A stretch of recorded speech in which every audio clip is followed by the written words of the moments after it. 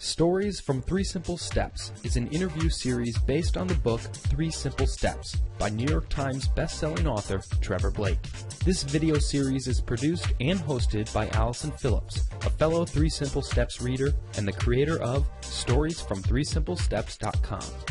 In this interview series, readers volunteered to share their experiences of how the powerful daily practices in the book 3 Simple Steps have positively affected and in some cases radically changed their careers, their businesses, and their lives. Wherever in the world you are, we hope that this story inspires you to create an even better life experience and a greater positive impact in this world. Hello everybody, it's Allison Phillips here, and you are in the interview series that I'm doing with people who have read 3 Simple Steps and just hearing their experiences using the 3 Simple Steps, and that's the best-selling book by Trevor Blake called 3 Simple Steps. So we're in an interview here with Cynthia Rollins, and Cynthia is over in California, and we're connecting today to hear about her experiences using 3 Simple Steps. Welcome, Cynthia. Thank you so much for having me. Awesome. Thank you for being here. So my first question is, when did you first hear about 3 Simple Steps, and how did that all come about? Well, I listened to an alternative radio station talk show in Seattle by a woman named Marie Manucherry, and she's an intuitive medicine healer, and she's amazing. And I listened to just her weekly podcasted radio podcast that she does every week, and she has all manner of guests, and one day she had Trevor Blake on there. I'd never heard of him. I'd never heard of 3 Simple Steps, and just listening to him talk, he's such like a sweet, genuine man. At least that's how he came across. And I had never heard of the book, of course, and so he was telling kind of his research that he had done, his story kind of about the book, and it intrigued me. So I started to look him up on the internet and find as much information as I could about him, started seeing some videos of him on YouTube, and just was really intrigued. So I read the book, and I just fell in love with his voice, the way that he kind of sees the world, and that's kind of how I was introduced to him. Cool. Did you get the print book or an audiobook? I actually happened to be going to the library that afternoon, so I just picked it up at the library because okay, cool. It was like, and I then later found out that he had donated a copy to every library in the United States. Yes, and he so did. I thought that was amazing. So of course I went to go support that effort, and yeah, then I read it, and then I ended up buying more than one copy. So did I. I've given it as gifts to different people as well. I love the audio version, which is why I asked you. The audio version is not read by Trevor himself, but it's the guy who reads the audiobook is pretty cool too. Oh, awesome. Okay, my next question is, have you read other books like 3 Simple Steps, and if so, how is 3 Simple Steps different than what you've read before? I have read other books, sort of similar. I just have an interest in self-growth and understanding how we grow as people. And so I've read from an author named Florence Scovel Shinn, who wrote in the 1920s, and she wrote about how our thoughts and the way we speak about our life and the goals that we set for ourselves, how that makes a difference and how that plays out and how we actually create what we talk about. And I've read other books like that. I'm a fan of Abraham, Jerry and Esther Hicks. And so anyway, I had read other books, not so much business-oriented, but similar in theory. And so how Trevor's book is so different is that I really felt like there isn't a lot of literature in this day and age that takes some of the metaphysical kind of aspects of what he talks about and applies it to your life in a way that is scientifically based, and also just really practical. The way that he spoke about his own research and his own experience in understanding how your thoughts create your reality, and the way that he kind of debunked some of the mysteries out there and some of the people that have gotten a lot of play and a lot of traction but haven't proven this in their own life, and just his whole experience going from poverty and becoming the self-made man. It just seemed very genuine and very practical and easy to apply. So I kind of combined all of the best things in all areas of this kind of philosophy, and made it easy to understand and to apply into your life. Yep, and I found the same thing, is that it was he made the concepts very understandable, very simple. Of course, the book's called Three Simple Steps, but made it doable and easy to understand as well. The way the book was written with all the stories and all of that just makes it so easy to grasp the different concepts that are so amazing and powerful. So I agree with you there too. What was most enlightening for you when you read Three Simple Steps? Probably just the simplicity of it and just the practicality of what he was saying, because you could take the examples, the stories, the ideas in the book, and you could see how people that practice those things in your life already were either successful or not, depending on how much they practice. And just like the idea of never complaining, never giving in to being around people that are complaining and just letting that kind of energy drag you down. That is such an easy way to see these principles demonstrated, because everybody knows somebody in their life that complains, and everybody knows somebody that is an energy taker instead of an energy generator. And so, you know, just that kind of level of it made it so easy to understand and to apply. And as soon as I started to really consider my words after I had read some of the techniques, and also, he wouldn't just tell you the technique, he would like show you different examples, give you different ways to start practicing it. And his blog, his weekly blog, also made it really easy. So yeah, just kind of the way that the practical way in which you could see how it plays out in your life already, and if you just apply kind of the concepts, makes perfect sense. Awesome.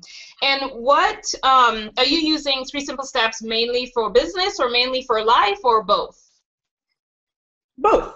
What do you do in the business side of your life? Sorry? What do you do in the business side of your life? Gotcha. Well, many things.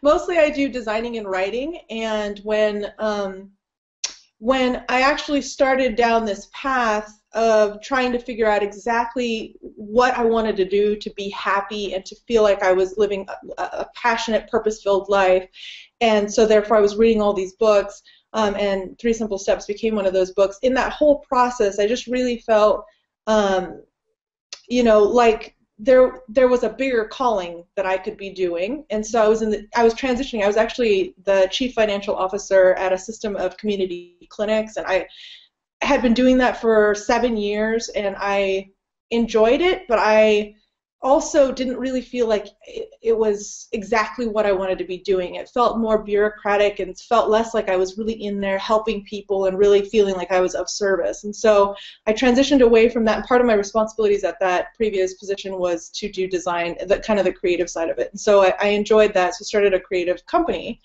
But I wasn't sure that I wanted that as my life trajectory. So I was doing designing and writing in this company that I had started, and it was fun, and I enjoy it. I still enjoy it. Still have the company, but I'm not sure it's exactly the purpose that I'm meant to be on this earth to fulfill. So in my daily life, you could say, that's what I do. I do design and writing, but still pursuing something a little bit greater. So I get that. I get that. Yeah. Okay. What was it like for you implementing the Three Simple Steps once you had read and grasped how to implement it? What was the experience like for you? The experience was really good. I really enjoyed taking the quiet time. I became very committed to doing it. And then I also had read something else that somebody had written in a question, I think, to his blog, and they had said, I cannot keep my mind blank. I have so much trouble not letting other thoughts fill my mind when I'm taking my quiet time, so what can I do about that? And his response was something along the lines of, just take the quiet time. It doesn't matter what you're thinking about, just be committed to taking the quiet time. And again, another example of just a really practical approach to not make it so hard and so difficult and make you feel discouraged, but just to commit to doing the steps. So, you know, when I find myself thinking the anti instead of the positive thought, you know, not being judgmental and critical of myself, just saying, okay, that's not going to be the most positive outcome. So let's switch it around. How can we think about it differently? Or, I spent 19 out of the 20 minutes thinking about what was due for a client in my quiet time, but it's okay because I took the quiet time, and that's the commitment, And just also kind of that being in touch with nature. As I was reading that and starting to understand that, I came across something called grounding, and it's an idea where you go into nature and you spend any amount of time, I think it's 20 or 30 minutes, outside with your body, your feet, your hands, something being in contact with the earth, with the tree, with something where you're just literally out there, and how there is an exchange of energy that's measurable that actually sort of recharges you as a person, and how we've kind of lost that in the society. So doing that and being committed to doing that whenever the weather allows it. In California, it's pretty easy to go and do that.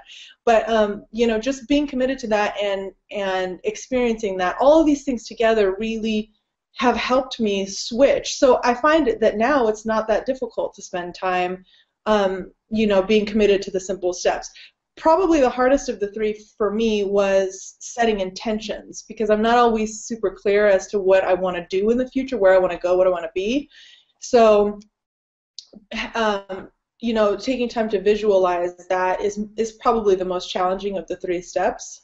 So that, by far is the one that I've had the hardest time doing on a daily or weekly basis. And is that because you're feeling like you're in a transition phase right now, so the clarity around what you want for the future is not quite clear? Is that the reason why it was difficult? Yeah, exactly. It's strange. I've had sort of overall goals as a person. I know that I want to move forward in life. I have these kind of generic overall goals, but I have the type of personality and set of interests that are kind of all over the map, and so I really enjoy a lot of things. I really enjoy listening to music and doing algebra. I really enjoy, spending time in nature or being in the middle of the city. Like, I'm sort of all over the place. So the idea of sitting down and saying, okay, in a year, I want to see myself, in this role, doing this thing, and envisioning every aspect of that is very difficult for me, because I could see myself doing 20 things or none of those things. So that's a part that's particularly challenging for me. But I will tell you that I did set some intentions, and I saw some evidence of them coming true. So we can talk about that later if you want. But that's probably the most difficult part for me. Okay. And what was your experience or growth with the step one, which is getting in control of your mentality? I always get the wording wrong on it, but becoming a master of your mentality. What was your experience and growth in that particular step of the three simple steps? Well, for me, it was kind of a minor switch. For me, it was sort of, I just kind of around the phrasing of how I think of things, and just being aware when I'm starting to be in a sort of a negative space. And that idea that he has in the book about not even letting television influence you, sitting blankly watching TV, or for me, the internet. My job involves me being on the internet all the time. So just staying away from kind of sort of the part of the internet that makes it unsavory, just kind of the things that will pull you down. And so that the first step wasn't difficult from that perspective.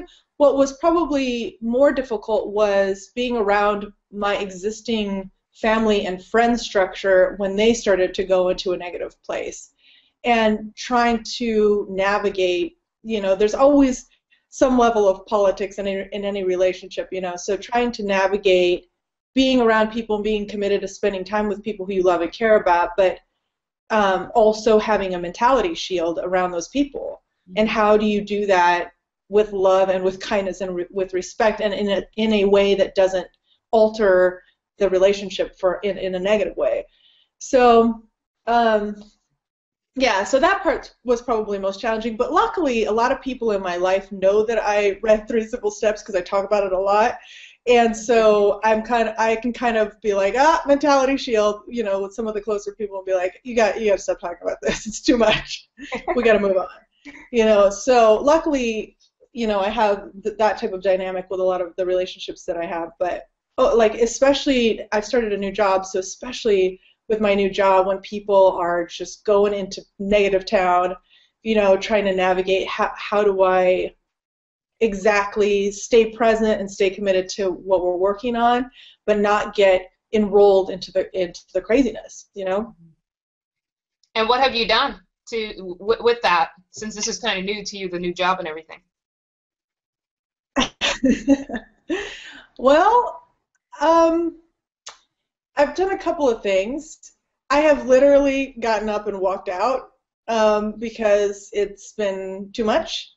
And I will try to find some way to excuse myself that's polite. I don't just like walk away when somebody's in the middle of talking to me. Mm-hmm. But and in other ways, I will literally like shut out what somebody is saying. So they'll be saying, this is a problem for these reasons. This person's really difficult to work with.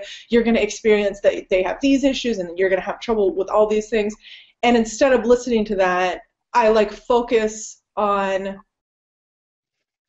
projecting love to the person that's talking to me. And I know that may sound kind of crazy, but I just really want the person who's experiencing that level of difficulty with that relationship to feel lighter. And if I can add some kind of lighter energy to them, then, maybe at the minimum, maybe I won't be contributing to the problem, because in some way, I'm so new to this new job that I don't really feel like I can say, listen, you need to relax with all this. So I'm still in that kind of phase, but yeah, I'm much more aware of when I'm in that kind of context than I would have ever been had I not read Three Simple Steps. And I'm really aware of, blocking some of the stuff that's happening around me. Mm-hmm. So.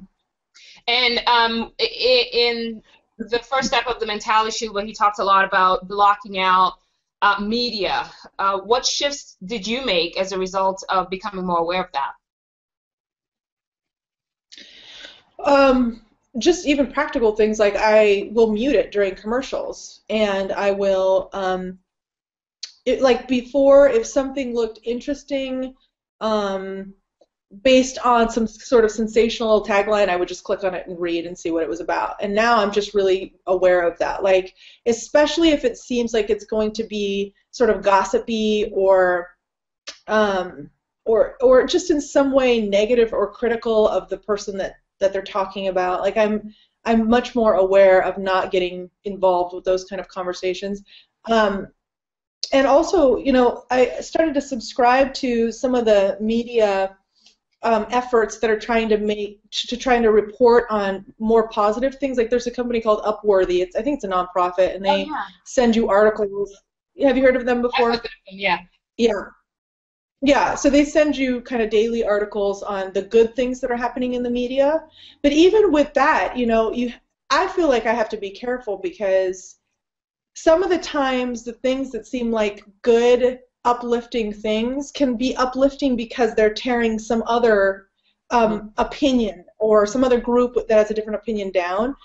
And I just really think that it's important for us to listen to another perspective when the other perspective is legitimately trying to explain their side of it, and not just disagree because it's not our political viewpoint or it's not our whatever, And so I feel like I have to be careful about, even that kind of thing. Like, for instance, Jon Stewart The Daily Show is something that I love. I watch it all the time.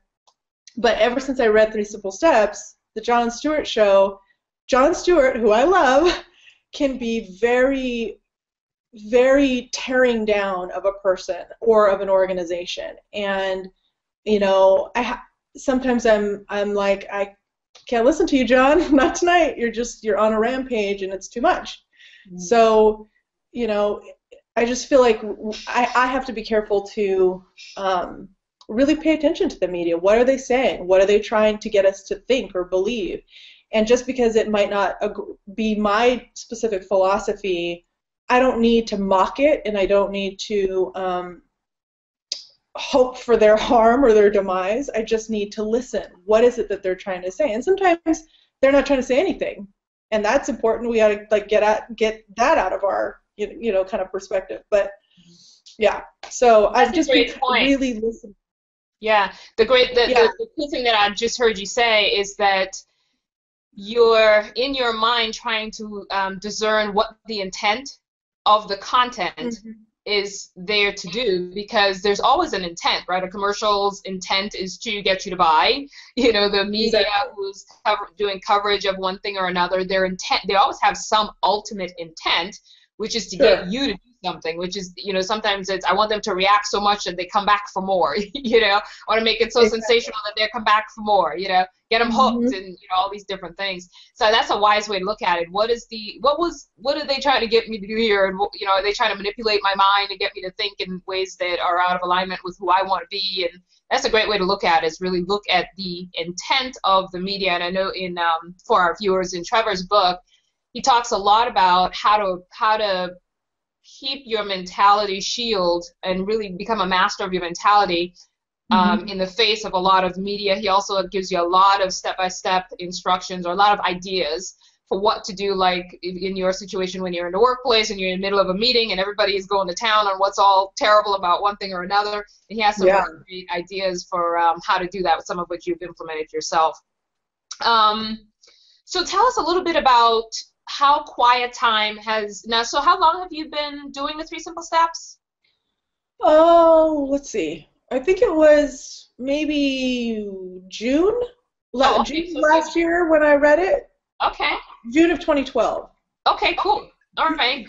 So what's been your experience with quiet time, and has it changed, shifted, become more impactful? What was your experience like when you first implemented it, and compared to where you are now with quiet time? Yeah. At first, I was very careful to do exactly what the book said. Go to a place where no one is, try to preferably be in nature, spend time to do it first thing in the morning. And when I had read the book, I had so much more free time to do that because I was running my own company, which allowed me a lot more freedom in my schedule. And so, and I'm not totally a morning person, so getting up super early to do quiet time is difficult for me. But what I will say is that it has set a precedence of me taking time in the morning, doesn't matter when I wake up, to, before I do anything else, to engage with any people, any media, anything at all, to take time and think and set the intention for the day.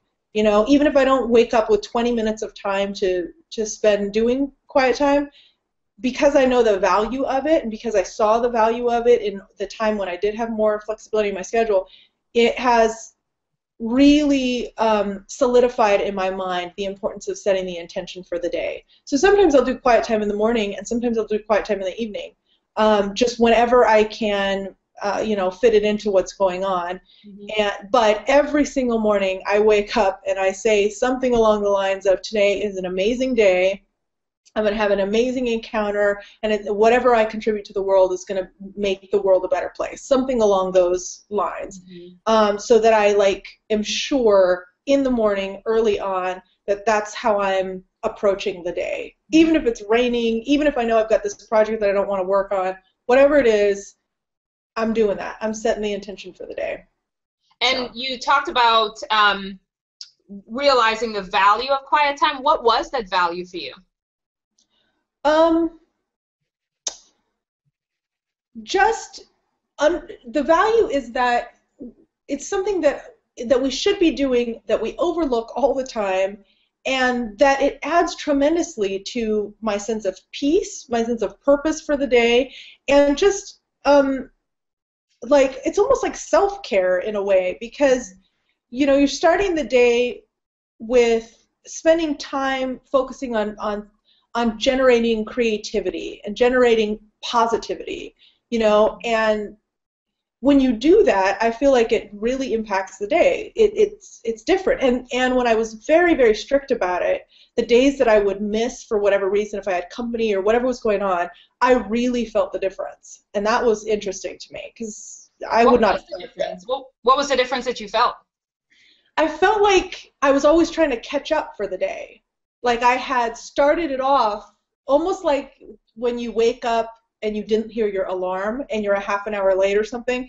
And so the rest of the day you're like always feeling like you're trying to catch up because you didn't start it properly. So it's kind of a sense like that where I think, or like I could find myself being a little bit grumpier because I didn't take time to kind of maybe get centered or something.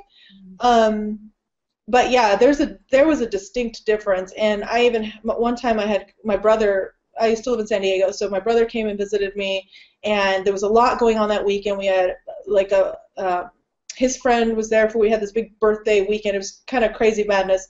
And one of the mornings I just didn't have time to get up and do quiet time. I got up, I needed to do whatever, and then later on that day he kind of was like, "Is everything okay?" and I was like, "Yeah, no, everything's good." And he's like, "You seem a little different." And I was like, "Yeah, maybe." And then I realized I didn't do quiet time. And I was like, "Maybe it's that."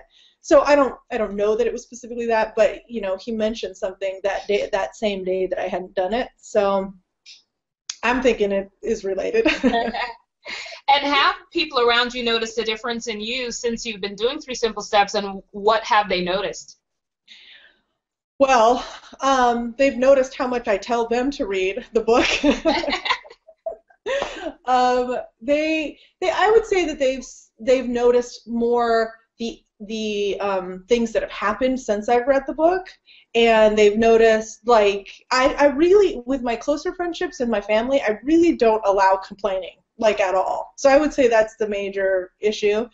And when I can't get out of a situation where people are complaining, then I kind of am withdrawn because I feel like I don't know what to do. And so people have said, "Hey, what's going on? Is everything okay?" And I would just say, you know, I have to remove myself from this conversation because it's just there's too much negativity. And they're like, "What are you talking about?" You know, and I say, I can't, it's too much negativity. "What do you mean?" And then we end up actually getting into a dialogue about how it feels to be in such a negative space. And then, you know, so probably the major thing is just people noticing that I'm on a path to positivity, and there's no getting me off the path. So awesome. And what has been some of those results that you have experienced as a result of sticking with 3 Simple Steps? Well, through no fault of my own, I actually ended up getting recruited to work at Stanford, which would have never been a thing I would have thought to do. It would have never been something that would have crossed my mind. But I had a friend who I used to work with back at the clinic system, and he started working in Stanford, and he and I were in dialogue constantly about more along the lines of like spirituality and who we want to be as humans. He's kind of my spirituality buddy, and he had a really successful experience in the middle. I think it was like in the middle of when the economy was really bad and people were saying there's no jobs, you better stay at your job, there's no opportunity. He ended up getting job offers from multiple places and ended up moving to Stanford.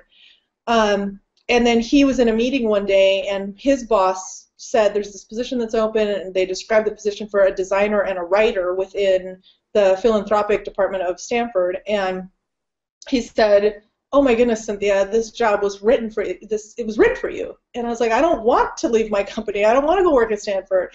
I want to do this." And he's like, "No, this job was written for you. You need to look at it."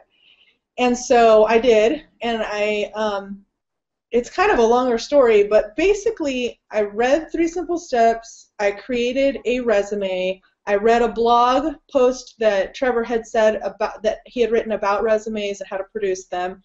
I took a shot in the dark and I emailed him, "Would you please look over my resume? And I really think that you could help, so please help me." And he did, and the feedback that he gave me was amazing, and I changed my resume based on what he said, and I integrated some of his suggestions, and then I submitted my resume, and I got a lot of feedback on how great my resume was from Stanford. Wow. And I was like, it was kind of one of those moments that was surreal, like what a divine set of events to occur to make it all line up for that to happen.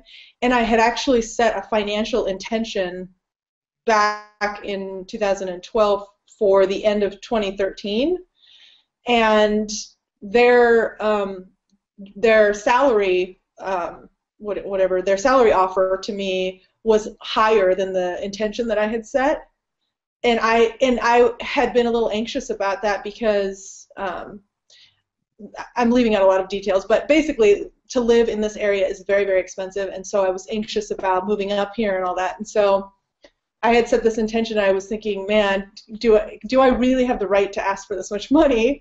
And then they came back and offered me more than I had asked for. So amazing. I just really felt like, I know, and it's funny because from somebody who is a skeptical personality, which I really value, and I think to some degree I am that way, you could look at these events and you could say they just happened because you were in the right place at the right time. It's coincidence, you knew the right people, whatever. You could make any number of stories up about why it happened, but I choose to make up the story that when you change your mentality, you're open to different opportunities and different possibilities.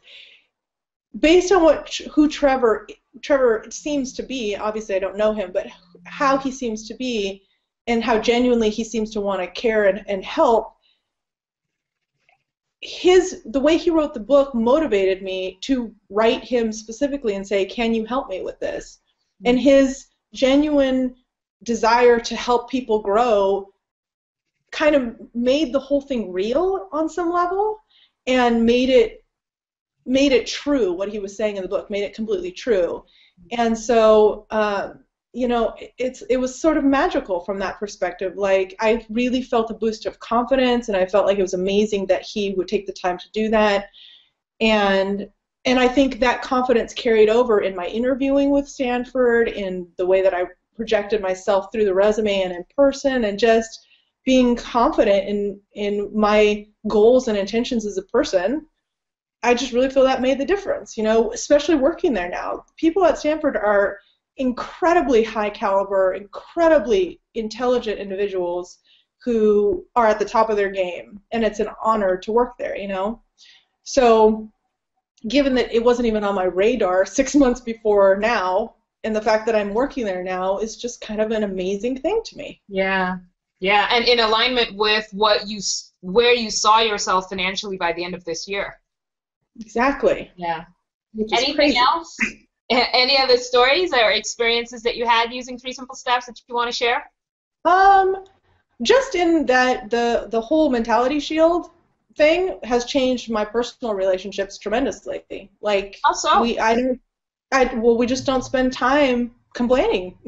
We don't spend time thinking about all the negative things that could go wrong or all the ways that people did us wrong. Like, in general, my relationships are ones of accountability and responsibility, and we know that our own thoughts and our own feelings about things generate our kind of experience in life, and it's fun to be able to talk with people on that level, that there is no, what is the quote from Yoda, try or do not try, or do or do not do, there is no try. It's kind of like that, like you commit to moving forward and not letting anything get in your way, and it has seemed to work a lot better. I feel it has. So let me ask you a little bit about that from the mentality shield perspective, because I know some of our viewers watching this right now may be saying, well, I have like tons of negative people around me. I want to be positive. How did you get them to be positive, Cynthia? How did you manage to pull that off? What insights and suggestions that you use with great success that you can pass on to our viewers? Well, this answer may not be popular, viewers, so I'm very sorry in advance. But on some level, you have to be willing to let go of relationships that don't serve you or the other person. And that can be very hard. And sometimes it's hard to see that, and it's hard to create boundaries around just relationships that are not positive. And so in some ways, I have completely cut off or limited my interaction with people that are committed to being miserable. And that may seem harsh, but I don't understand how when given the opportunity to be happy and living a fulfilled life, when you're presented with the idea, hey, you can make some better choices here, you know, we're not victims in this life, we can make better choices. When people are given the facts about that and then they still stay committed, I feel like there's nothing I can do about that. So my only opportunity is to say, look, I am committed to being happy in life. I am committed to finding out my purpose. And so, and I'm committed to helping you do that. But we got to do this in such a way that, you know, empowers us and doesn't drain us. And if people don't see the value in that, that is totally their prerogative, and I will support them in whatever journey they want to go down. But I'm not going to sacrifice my happiness and my forward progression because somebody, you know, wants to sit around and gossip and complain. That's just not something I'm willing to do. And I have noticed already in my own life that when I am positive and I try to see the pro instead of the con, I feel happier. And that, to me, that's what life is about. I feel more connected. I feel happier. So, you know, I would say having a genuine conversation with people about what they want out of life and just being authentic and saying, look, I just don't want to complain. I don't want to talk about people. I don't want to focus on things that are negative, especially things that I can't change. That's another big one. Like people sitting around talking about or complaining about things where they have no power over the outcome. Mm-hmm. When people do that, it just makes you continue to feel powerless. And so I don't want to feel powerless. I want to feel empowered. And so to me, it's kind of it's an easy choice, you know. And so, you know, so it's not like it's been smooth every time, and I've definitely had some issues where I'm like, I don't know what to do. I just have to give in, and then, like, I give in the sense like I don't know what to do, so I just kind of shut down. But that's kind of part of the growth, I think. And when somebody is committed to being happy, that growth makes them stronger. That whole process of going through that, to me, makes them stronger. And I really believe that one day I will be unapologetically happy all the time. And whether people want to get on board or not, that's their thing. But, yeah, so it might involve hard conversations, but to me, it's worth it. Mm-hmm. I agree with that as well. In Trevor's book, he talks a lot about moments of insight. Have you had experiences with moments of insight, and if so, what was that like for you? Yes, I think I probably had one specific one where I was kind of amazed. Basically, I was taking quiet time, and I had this thought during quiet time to create this product for our company. And I was like, I don't know, this is kind of a crazy thought, I don't know if it's going to work, whatever.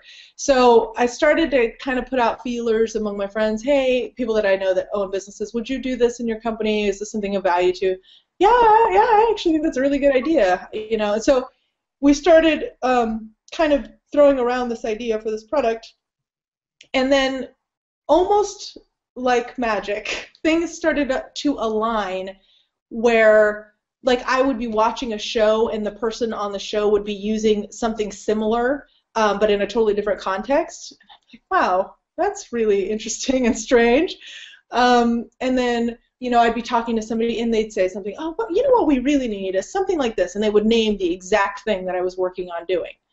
So I feel like that moment of clarity about that project came to me because of the taking the time every morning and just spending time thinking in the morning in an uninterrupted way and just allowing, you know, kind of creativity to come to me.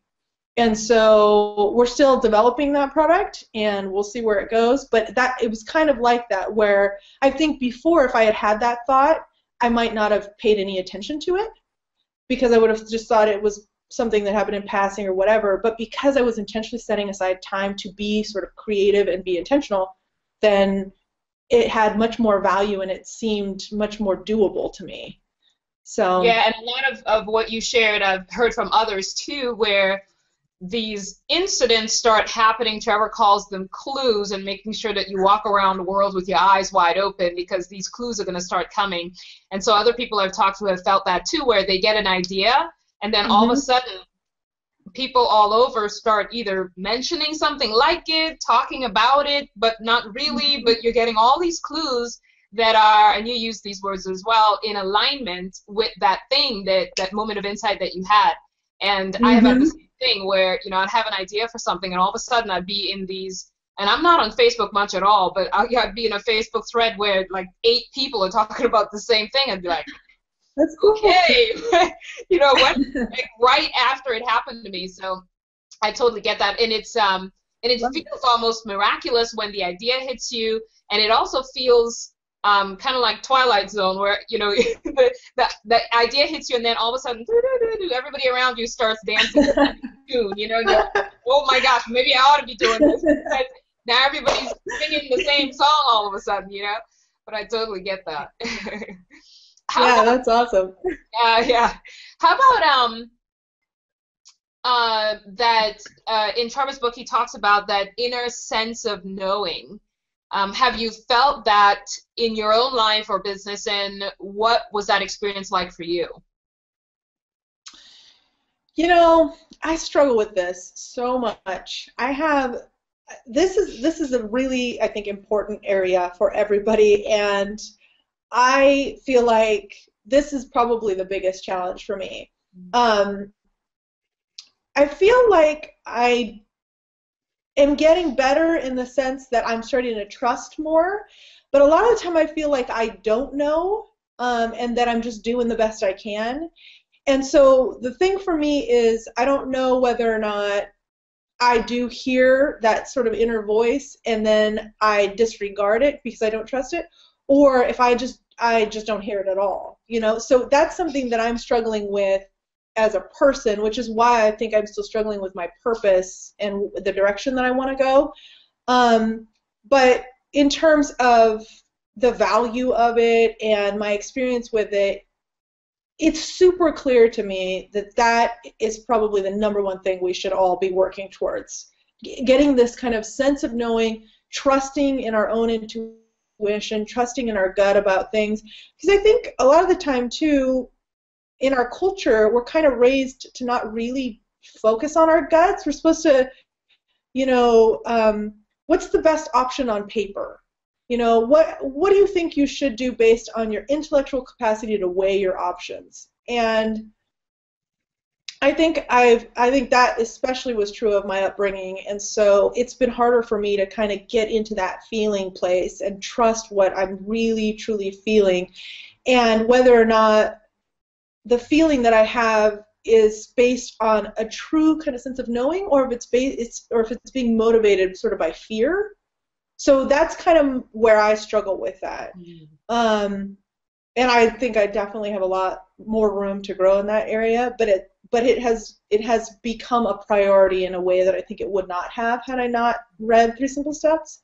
Yeah. So, and I think I'm starting, and when I'm in my daily life and I see different sort of clues, like you said, where people can maybe help me with this, I'm much more attuned to it, and I'm thinking, okay, like I heard somebody recently, I think it was Neil Donald Walsh or somebody was doing a talk about how you can test to see how your intuition is being developed.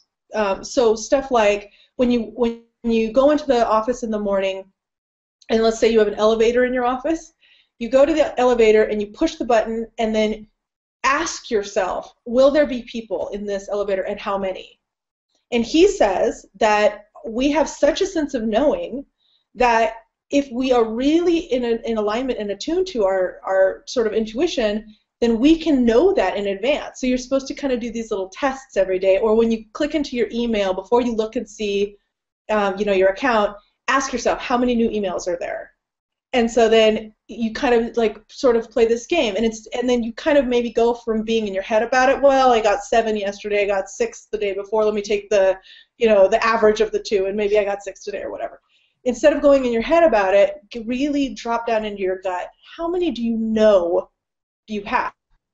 and then spending time just, in little ways to try to develop your intuition. And I've been doing that, and it's been really interesting. There's a place where there's always traffic, and before I get to this little curve on my drive to work, I ask myself, is there traffic there today? I play a little game, and a lot of the time I feel like in my head I think I play the averages. Yeah, there's probably traffic there, but on some days I really feel like no, there's no traffic, and I get there and there's no traffic. Wow. So, it's kind of interesting to sort of check into that every day, Mm-hmm. And I think in Trevor's book, and certainly on his blog, he's talked about this too, where we rely so heavily on data. Like your mind wants to go, well, on the average of these 2 days, it might be this versus this, and you're all in your head. Exactly. When you can come from your heart and your gut more often. And he talks a lot about in business and in corporate America, or in corporations, that they rely so heavily on data, and that sense of intuition is not regarded as important, and it ends up being sometimes the most important thing they could pay attention to in creating a successful business. So I totally get that. Exactly. Mm-hmm. Mm-hmm. Let's see if I covered all of my questions here. As we end our interview today, what would you say to a viewer who has either not read Simple Steps or not tried the steps in 3 Simple Steps? What would you recommend and why? What would I recommend if they're not going to read the book, or what out of the book? Oh no! And what would you suggest to them if they're interested in reading the book, and what would your recommendation be to them around reading the book and implementing the steps? Read the book. Read the book. It is so good. If you're not going to read the book, read Trevor's blog. If you're not going to read Trevor's blog, get his Monday morning update. It's 6 minutes. Do this. Do something in this direction, whether it's Trevor's book or not. Do something in the direction of, being committed to changing your life to be what you want it to be, and not to be spending time wasting away doing a job that you hate or being in a relationship that you hate. Get on board, do this. And the other thing I would say is that I have read a lot of self-help books, a lot. And the way that the steps are laid out in Trevor's book, there's no fluff. He's funny. He's got sort of a dry sense of humor. He gives you evidence for why things work. He tells you about many of the greats in history who have done these things, who have seen amazing results.